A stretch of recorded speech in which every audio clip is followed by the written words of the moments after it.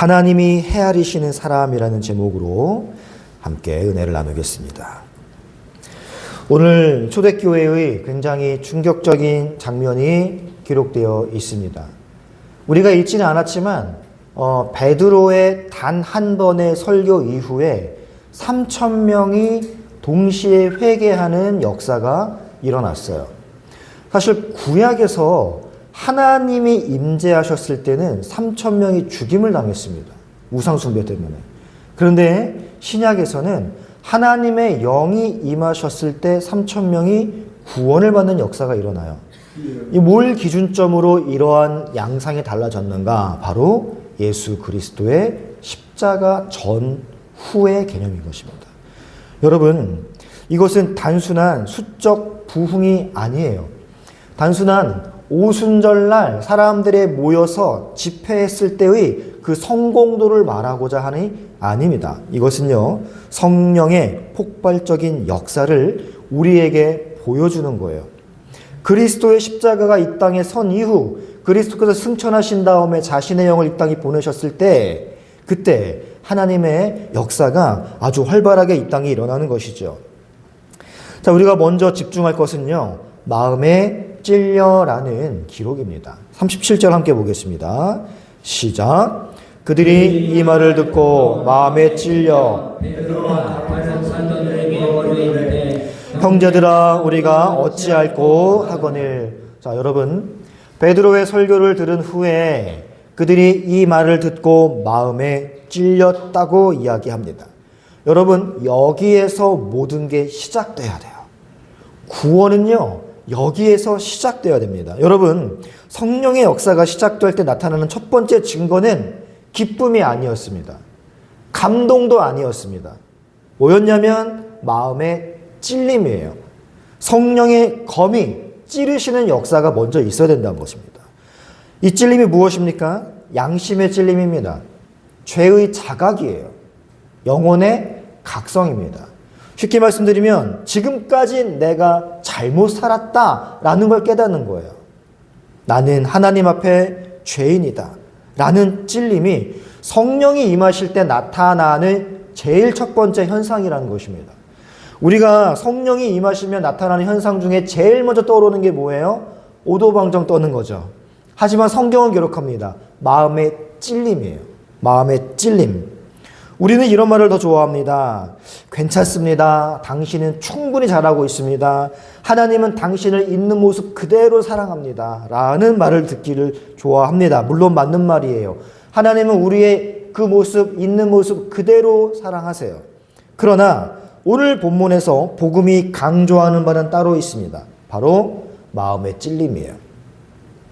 왜냐하면 여러분, 죄를 깨닫지 못하면 구원이 의미가 없어요. 죄를 모르면 구원도 필요 없습니다. 자신에게 병이 있는 줄 모르는 사람은 병원에 가지 않아요.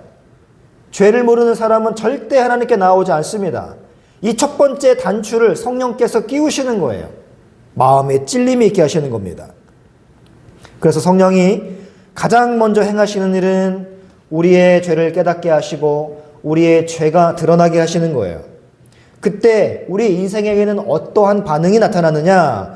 우리가 어찌할꼬 하며 절규하게 됩니다.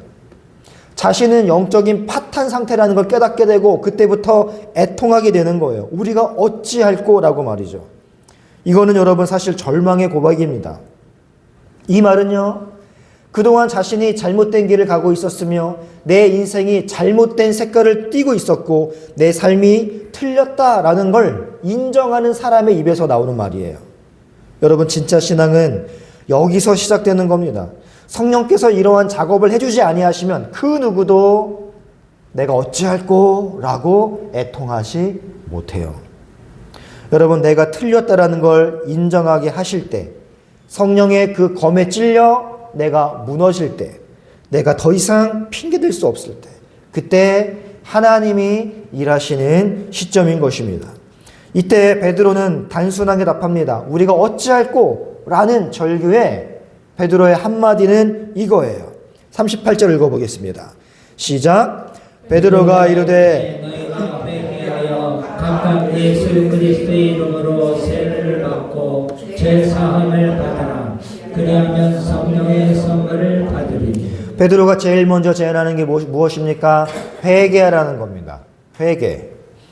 여러분, 회개가 복음의 적용의 시작점이에요. 많은 분들이 회개를 오해하죠. 눈물을 흘리며 기도하는 것을 회개라고 생각을 합니다. 감정적으로 후회하거나 반성하는 것을 회개라고 생각을 합니다. 하지만 여러분, 회개는 방향을 바꾸는 거예요. 회개가 헬라어로 메타노이아예요. 생각을 바꾸고 삶을 바꾸고 방향이 완전히 바뀌는 게 메타노이아입니다. 여러분, 이 메타라는 게 뭐뭐 후에 뭐뭐를 넘어서 변화라는 뜻을 나타내는 전치사가 메타고요. 노이아는 마음, 지성, 생각을 나타내는 단어예요. 그러니까 메타노이아 하면은 뭐뭐 후에 뭐뭐 넘어서와 마음, 지성, 생각이 합쳐진 합성어예요. 이전 생각을 넘어선다. 생각을 바꾼다. 이게 메타노이아, 회개입니다. 그래서 여러분, 진정한 회개는요, 감정적 후회에 머물지 않습니다. 생각을 바꾸고 가치관이 변하고 삶이 바뀌는 거예요. 지금까지는 내 인생의 쾌락과 내 인생의 이기적인 목적을 살았다면 이제는 거기에서 완전히 돌이켜 천성을 향하여 한 걸음씩 한 걸음씩 나아가는 겁니다. 지금까지는 애굽의 돼지고기와 마늘과 부추가 그리워서 애굽으로 돌아가는 삶을 살았다면 이제는 다시 돌이켜 불기둥과 구름기둥을 따라가는 거예요. 방향이 완전히 바뀌는 것, 이게 메타노이아, 회개입니다. 그런데요, 많은 사람들이 어떻게 생각하냐면 성경에는 두 가지 표현이 있는데 메타노이아와 비슷한 표현이 뭐냐면 메타멜로마이예요. 근데 이게 어디에 사용됐냐면요, 가룟 유다가 후회했다라고 표현했을 때 사용된 헬라어입니다. 메타멜로마이. 이것도 과거의 일을 후회하고 마음 아파하는 상태는 메타노이아와 비슷하지만 얘는 생각과 가치관과 방향의 전환이 없어요. 이게 메타멜로마이, 가룟 유다가 했던 후회입니다. 여러분, 진짜 회개는요, 삶이 바뀌는 거예요. 후회해서 멈추는 게 아닙니다. 이게 내 가치관을 변화시키고 내 생각을 변화시키고 내 삶을 변화시키는 적용이 있어야 돼요. 그게 진짜 회개인 것입니다. 여러분, 그래서 회개는요, 사실 쉽지 않습니다. 우리가 눈물을 흘리고 기도하고 하나님 다시는 안 그렇습니다라고 회개한 다음에 또 반복하는 경우가 얼마나 많이 있습니까? 여러분, 회개는 절대 쉽지 않아요. 왜냐하면 먼저 내 습관이 무너지기 때문입니다. 자존감도 무너져요. 내가 틀렸다라는 걸 인정해야 됩니다. 하지만 내 못된 자아는 옛날 그 죄악과 삶의 양태를 동경해요. 그래서 하나님께서 싫어하시는 걸 알면서도 다시 그 행위와 생각과 언행을 반복하게 만드는 거죠. 그래서 많은 사람들이 회개 대신에 변명을 합니다. 합리화를 해요. 이번엔 이랬으니 어쩔 수 없었다라고 말이죠. 그리고 남 탓을 합니다. 그러나 하나님은 속지 않으세요. 그건 진정한 회개가 아니에요. 진짜 성령께서 성령의 검으로 그 양심을 찔러버린 사람은 완전한 회개와 뒤집어짐과 삶의 방향이 역전돼 버린다는 거예요. 그래서 여러분, 이렇게 진짜 성령의 검에 찔림을 당하고 진정으로 회개한 사람은 어떠한 변화가 있느냐? 여러분, 2장 41절 보세요. 함께 읽어보겠습니다. 시작. 그 말을 받은 사람들은 세례를 받음에 이날에 신도의 수가 3,000이나 더하더라. 신도, 믿는 사람이죠. 우리가 흔히 말하는 성도님 할 때 그 성도를 말하는 게 아니에요. 진짜 믿는 사람입니다. 개역 한글에는 구원받는 자의 수가 늘어났다라고 이야기합니다. 여러분 보세요.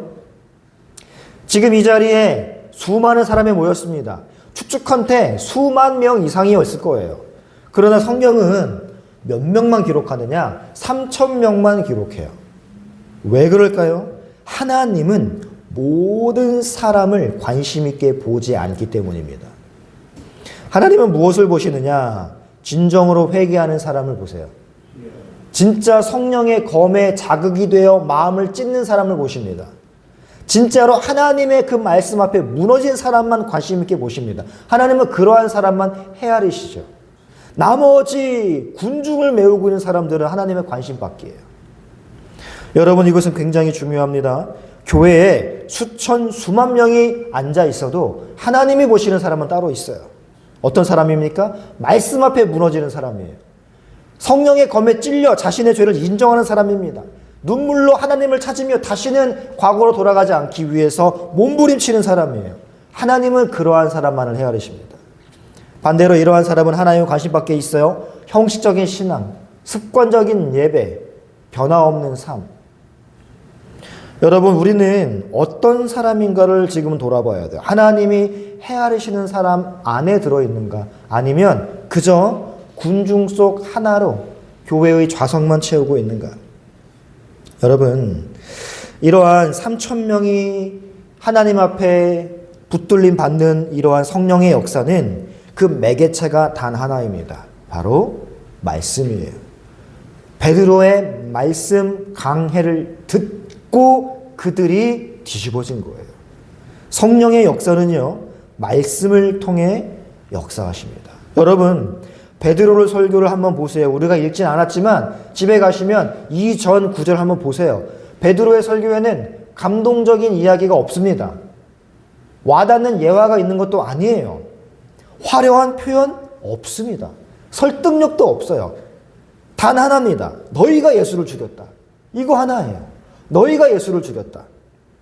굉장히 불편한 메시지입니다. 그런데 결과가 무엇입니까? 3,000명이 하나님 앞에 진심으로 회개하며 주의 사람이 되는 역사가 있었던 것입니다. 이게 어떻게 가능할까요? 성령의 역사가 있기 때문이에요. 여러분, 사람을 변화시키는 것은 설교자의 능력이 아닙니다. 설교자의 말의 기술이 아니에요. 저의 서재에도 내러티브 강의 기술, 청중이 빠져드는 설교 엄청나게 많이 있습니다. 읽어보고 많이 읽었어요. 근데 다 거기에는 어떠한 스피치의 기술만 있습니다. 이런 스피치의 기술 가지고 사람이 변하지 않아요. 스피치의 기술로 사람이 변한다면은 우리 김창옥 선생님의 그런 강연을 통해서 회심하는 사람이 많겠죠. 하지만 여러분, 사람을 변화시키는 건 설교자의 기술, 스피치의 어떠한 화려함이 아니라 그 말씀을 통해 역사하시는 성령의 역사가 있어야 된다는 걸 여러분 기억하시기 바랍니다. 그래서 우리는요, 말씀을 들어야 돼요. 그리고 성령을 의지해야 됩니다. 그런데 말씀을 제껴두고 성령만 찾다 보면 이상한 신비주의, 오순절, 은사주의 이런 거에 빠져버리는 거예요. 말씀을 듣고 이 말씀 위에 역사하시는 성령의 역사를 우리가 간절히 구해야지, 말씀 제쳐놓고 성령만 의지한다? 이거는 있을 수가 없는 일인 것입니다. 자, 여러분, 우리가 중요한 건 이겁니다. 베드로가 이렇게 이야기해요. 회개하고 죄사함을 받으라. 그리하면 성령이 너에게 임할 것이다. 순서가 회개 먼저, 그 다음에 죄사함, 그래야 성령인 것처럼 느껴지지요. 마치 회개가 죄사함의 근거가 되며 죄사함이 성령을 받는 근거가 된다라고 생각하기 쉬운데, 여러분, 이것은 오해예요. 이 세 가지는 절대 따로 노는 게 아니라 동시에 일어나는 겁니다. 여러분, 우리가 회개할 수 있는 것 자체가 이미 성령의 역사예요. 성령이 역사하지 아니하시면 회개 못해요. 여러분, 죽은 사람이 어떻게 스스로 살아날 수 있습니까? 성령이 임하셔서 생기를 불어 넣어 주셔야 마른 뼈가 살이 붙고 일어나서 기동할 수 있는 겁니다. 죽은 자가 스스로 뭐 할 수 없어요. 그런데 우리가 죄를 깨닫고 하나님을 찾고 회개를 한다면 이미 그 사람에게 성령이 역사하신 거예요. 여러분, 성령 충만의 진짜 증거가 무엇입니까?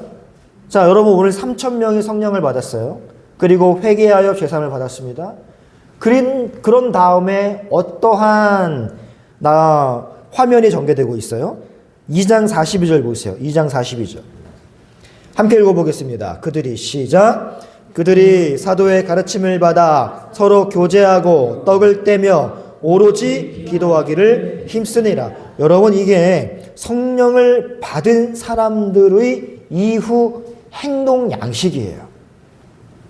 그들이 사도의 가르침을 받고 교제하고 떡을 떼고 기도하기에 전혀 힘썼단 말입니다. 여러분, 성령 충만의 증거는 이거예요. 첫 번째, 말씀 중심. 사도의 가르침을 받습니다. 사도들께서 성령 강해하시는 것을 열심히 들었어요. 두 번째, 공동체 사랑입니다. 교제하고 떡을 떼고. 세 번째, 기도 생활입니다. 기도하기를 힘쓰니라. 여러분, 이걸 다 종합하면 뭐예요? 성령 충만을 받은 사람은 예배 중심자가 된다는 거예요. 예배 중심자, 말씀 중심, 공동체 사랑, 기도 생활. 근데 여러분, 더 중요한 게 있습니다. 예배 중심의 이러한 사람으로 바뀌는 게 성령 충만한 사람의 1차 변화인데 그들의 2차 변화가 나와요. 사도행전 2장 44, 45절 함께 읽습니다. 시작. 믿는 사람이 함께해서 모든 물건을 서로 통용하고 또 재산과 소유를 팔아 각 사람의 필요를 따라 나눠주며. 여러분, 이들이 말씀만 배우고 공동체 생활하고 기도 생활한 게 아닙니다. 예배 중심의 삶 이후에 그들이 뭘 했어요? 재산을 나눠주는 행동을 했습니다. 이게 무슨 말일까요? 삶이 바뀐 거예요. 이웃을 사랑하게 됐다 그 말입니다. 지금까지는 내가 번 거 내 주머니에 있어야 됐어요. 하지만 성령 충만하고 회개하고 제사함 받고 하나님의 사람이 되자 이들이 내 주머니를 열어서 이웃에게 나누어 주는 이웃 사랑을 몸소 실천하는 자가 되었더라는 거예요. 여러분, 성령 충만은 교회 안에서만 예배 중심자의 모습으로만 나타나는 게 아닙니다. 교회를 벗어나서 삶 전체가 바뀐 모습을 보여주는 거예요. 이웃 사랑이 반드시 나타나는 겁니다. 근데 여러분, 이들이 왜 이렇게 자신의 피 같은 물질을 나눌 수 있었을까요? 그들은 믿고 있었기 때문입니다. 곧 주님이 오신다라고 말이죠. 곧 주님이 오신다.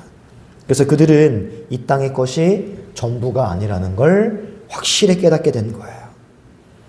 우리의 문제는 이것입니다. 이 땅이 영원할 것 같다라는 착각이에요. 그래서 내 집에 금칠하고 싶고 내 차에 금칠하고 싶고 여기저기 나의 모든 소유의 확장을 놓고 싶어요. 그러나 성경은 말합니다. 이 세상은 반드시 지나가고 우리의 인생도 끝이 있다라고 말이죠.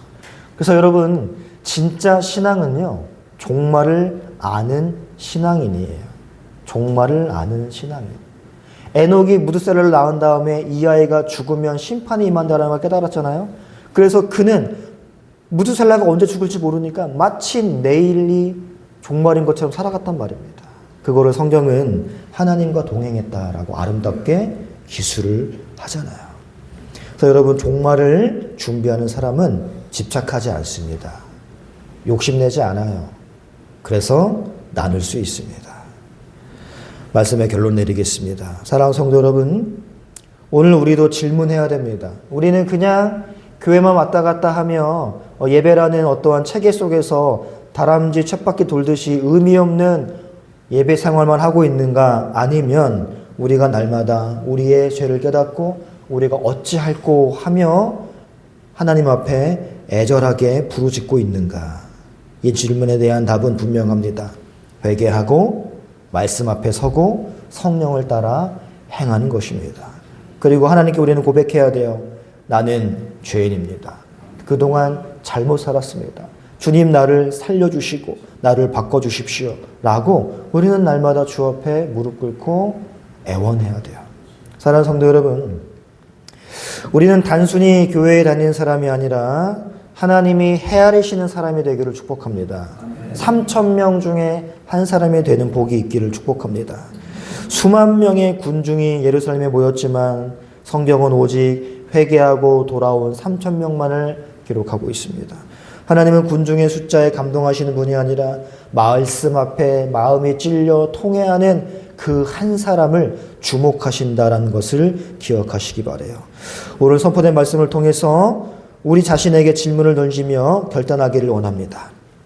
은혜는 괜찮다라는 위로 이전에 네가 틀렸다, 너는 잘못 살았다, 너는 영적 파탄자다라는 성령의 검의 찌름이 먼저라는 걸 기억하십시오.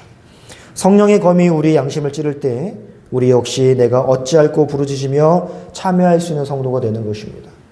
내 힘으로 살 수 있다라는 교만을 내려놓으시고 하나님 앞에 완전히 무너지는 게 복이에요. 내가 무너지는 그 자리가 바로 하나님이 일을 시작하시는 그 자리이기 때문에 그렇습니다. 나의 성공을 묻는 질문을 멈추고 나의 살 길을 묻는 구원의 질문이 회복되는 우리 모두가 되기를 바라요. 그리고 진정한 회개는 눈물의 기도, 후회, 참회로 끝나지 않습니다.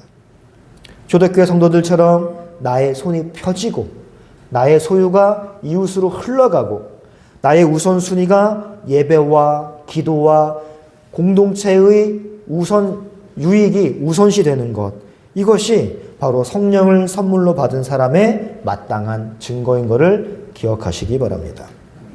세상은 우리에게 더 많이 소유해라, 더 많이 올라가라 라고 이야기하지만 하나님은 오늘 우리에게 이렇게 말씀하세요.